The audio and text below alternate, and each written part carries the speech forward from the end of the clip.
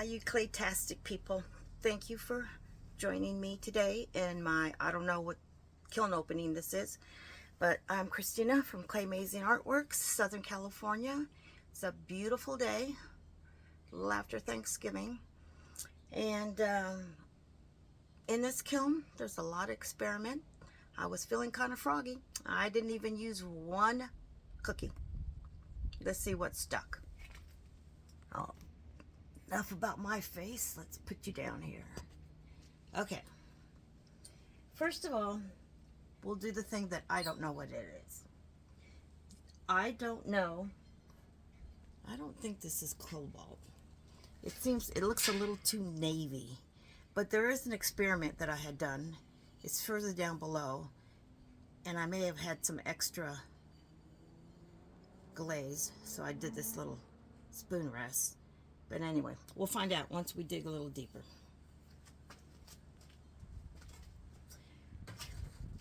Then let's look at this plate. This plate I demonstrated, I believe, on my last video, and I showed how I taped it off. I showed my test plate that I had put 3 coats of all the colors on there, and I did this in the teal, which is an extremely stable semi-matte from Amico. You can see how close I cut it in. There's 4 coats on this. So anyway, I had left the pinstriping tape on for a few weeks, put 4 coats on the front. It was impossible to get that tape off. It was so embedded into the glaze and stuck onto the bisqueware that I had to actually spray mist the front of the plate to pull off the tape. And the tape that did stick, just a little bit of the sticky part, it did burn off. But I had left this on top of a table. Didn't fit in my last kiln firing, and my husband came in a day later. It had misted at the house, and he said, "You had left a plate outside in the elements." And I had asked him if he brought it in. He says, "Of course not. You told me never to touch your stuff." Yeah, when did he start listening to me? Anyway, the only thing that was wrong, there were 2 little blisters here, and I thought they'll just melt down. Guess what? This glaze is so stable, it didn't melt. They melted down, but they didn't heal themselves. So, note to self: don't leave your stuff out in the elements. This was an experiment. Little chip in this plate, this bowl. This was also a GR pottery form. I think it was one of their little 6.5-inch RD2 forms. So I wanted to make an olive. So this is the Celadon from Amico. And what I did to make the olive, I used 6 parts. So let's say 6 tablespoons of marigold. I used a 1/2 tablespoon, which was a 1/2 part of cobalt. And I use a 1/4 part, which is a 1/4 tablespoon of Snapdragon, and 1 part, which is 1 tablespoon of mixing clear. And I did, once I start mixing colors together, sometimes they'll get kind of streaky. I usually wait for them to kind of marinate for a couple of days, shake it really well. And the olive came out pretty good. Actually, just about. And this is also on the B-Mix with speckles. These are all cone 5. You know, and I do a cone 5. First I do a 04 bisque, a cone 5 firing with a 10-minute hold. And they say this clay sometimes will, I don't know, what do you call it? Bloat? I haven't had a problem so far. Here's my cone for this shelf. So this is my 4, 5, 6. So it got a 5. It's a cool 5, but it's still a 5. Or maybe it's just a regular 5. I don't know. Anyway, I'm making these for the girls at work. I'm in the salon, as I said before. Just a bunch of, everyone gets a free card holder, and I just flooded in a Celadon, you know, just to try the color. This was another experiment. This is a pasta bowl, or just a bowl that I had made, and it is with the semi-matte obsidian, and because it has the magnesium little dots in here for the speckles, it has a little bit of a sparkle. You can kind of see that sparkle. Kind of looks like little specks of sparkle. Now on the back side, I mixed equal parts black of Celadon and snow with clear, all equal parts. And because the black is a blue base, they do this in hair to make the blackest black. It's a blue base to color, to eliminate any kind of warmth whatsoever. So sometimes if you put a black on and it runs and makes into a blue, because that's the base of the black. And I know that's true with the Celadon obsidian. So I mixed the equal parts white, black, and clear, and I put it on the back. It turned out a beautiful, not really navy, not really the color. Maybe it is. I don't know. I don't think so. This is still a little too blue, but not really this color. But it turned out a pretty color. Absolutely. My schedule of firing is with the Cone 5, 10-minute hold, slow cool. I have not had one pinhole since I started that firing. The slow cool is already automatic on my L&L kiln. So I have no idea what the temperatures are, but I'm going to make this into a what is that? I'll think about it in a minute. But anyway, it's to have flowers in it. Put a frog in here. I'm going to glue a frog in. Okay, let's see. This is interesting. In one of my videos, a few videos back, I showed you how I chatter my bowls and stuff. This is also a GR pottery form. This is like a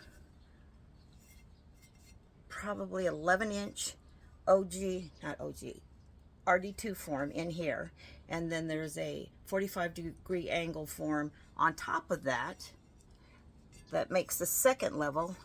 That was a 14-inch. So this bowl is pretty big.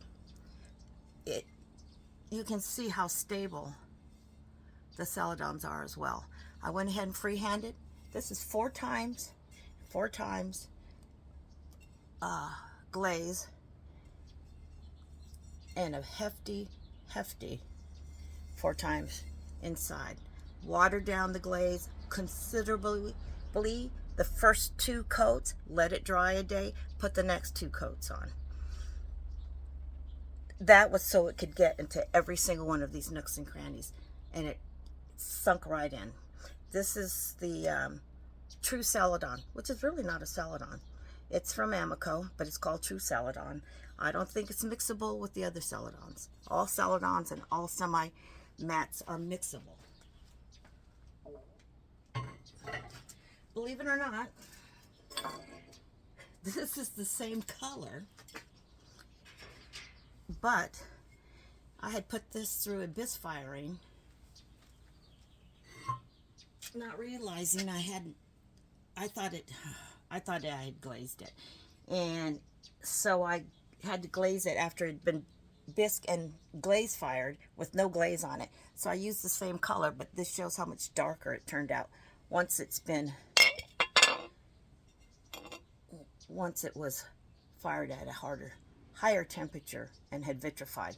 but it turned out nicely. Actually, it looks more like pot color.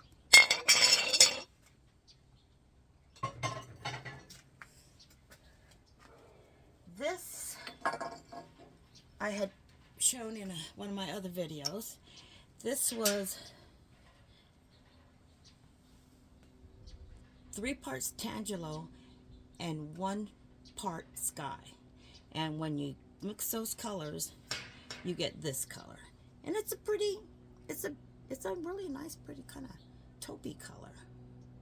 Now when you mix 1 part Tangelo, equal parts actually, Tangelo and Sky, you get a beautiful gray. You get this. This is equal parts. This is 2 parts Sky, 1 part Tangelo, 3 parts Sky, 1 part Tangelo, 3 parts Tangelo, 1 part Sky. This is another experiment that I did. I forgot to do the bottom. But anyway, this I wanted to make a maroon. So I took, it's a little streaky. I should have put some more layers on there, coats on there. So I used 4 parts of the Snapdragon Amico, 1 part of the Cobalt. I did 1 part Marigold, 2 parts White, which is the snow, and 1 part Mixing Clear. You know what, I think I'm going to try it again, kind of alter the ingredients a little bit and not use the clear, because clear sometimes can make it kind of streaky. So I'll show that again. Okay, let me get the, be right back, and I'll remove these shelving. Okay, I'm back. Oh shit. So in this shelf, first thing I see is a crack. Is it all the way through? No, it's not. We'll see if it's waterproof. But on this one, this was the that pink Celadon. What it was it? I can't remember. Anyway, made this in 2019. Took me a while to glaze it. And the inside is just plain old semi-gloss, semi-matte, excuse me, white.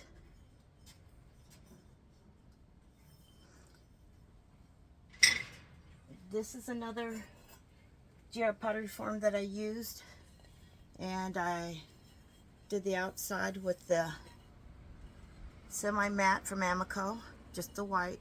Inside I did the sky blue. These are the ikabanas that are ikebana, whatever, where I'm going to put the frog in to hold a flower arrangement. That turned out beautiful. I love that color. Love that color.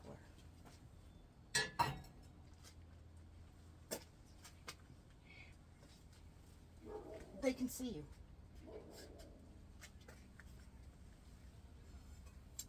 This is not an experiment, but this is called Lemon Meringue by Mako. 4 coats. The more coats you put on it, you'll get a white marbling. Extremely stable, as you can see. I put it right to the edge. Here's the inside. There's 4 coats in here. I didn't think it was going to be this white, but it turned out really white. And I don't know if I like it. I wanted it more yellow.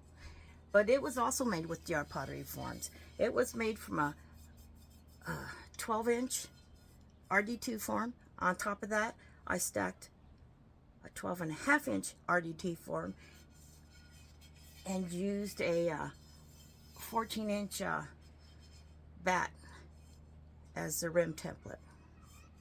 And that's also on the B-Mix with speckles.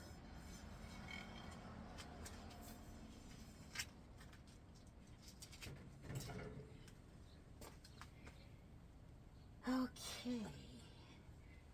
So this was just a lighter version of that green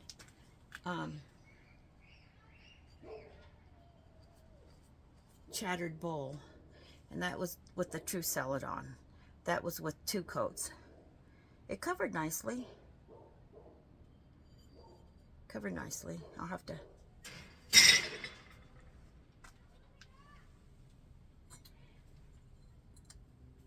Here's another of the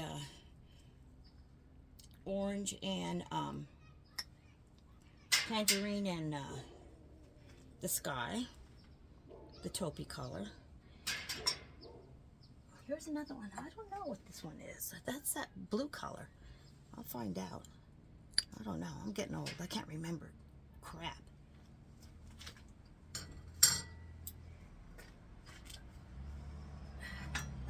Second shelf. Shows the difference between the top shelf and the second shelf. Yeah, that's a hot 5. Definitely a hot 5, the beginning of a 6. Oops. There we go. Yeah. These 2, okay, I think, I'm not sure, is my experiment with another bowl. So let's see if it is. I'll take off this shelf. Oh, I also put some cones in that were 7/8 to see if it overfired. Seem to have done okay.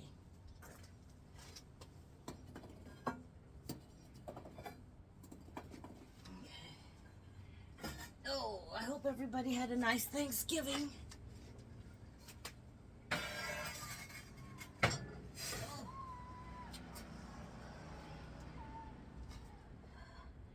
I don't know if anybody else has an L&L kiln, but they have these things that hold the elements. And every time I do a firing, one falls off somewhere.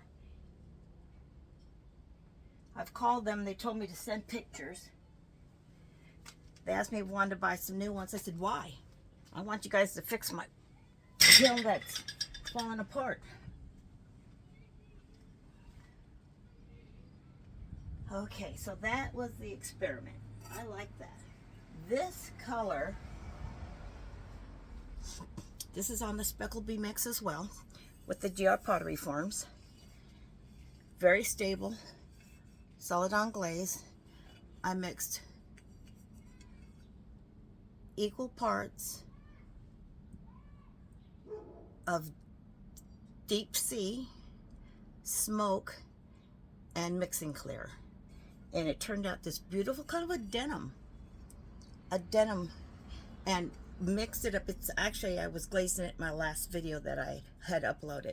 I had really mixed it with a lot of water, put 2 coats on, waited a day because it was so saturated, finished glazing it, and then I waited a couple days for it to dry. But it did turn out beautiful. This is for my girlfriend, Betsy. I told her I would make her one.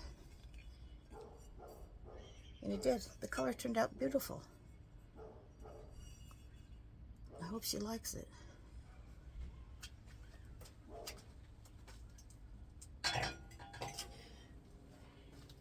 Here are some more of those.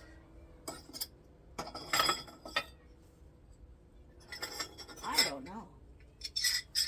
I don't know what color it is. Maybe, I don't know, but it's kind of a dark denim, bluish gray. It's pretty. I'll have enough now for my coasters.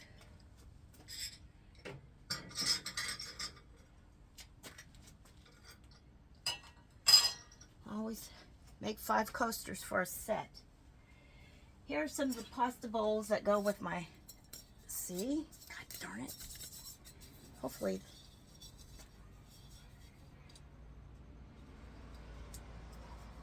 I think one of those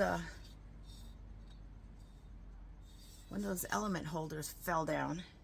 But anyway, this goes with the big pasta bowl that I had made. I think because I thought it would come out more like this.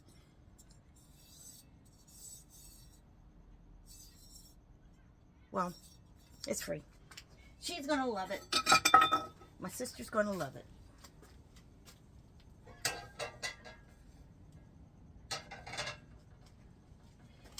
And let's see.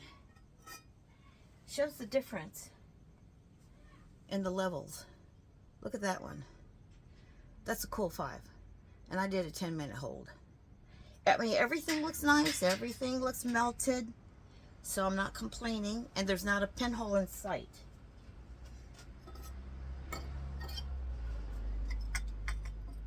And here are the coasters with the same color as that bowl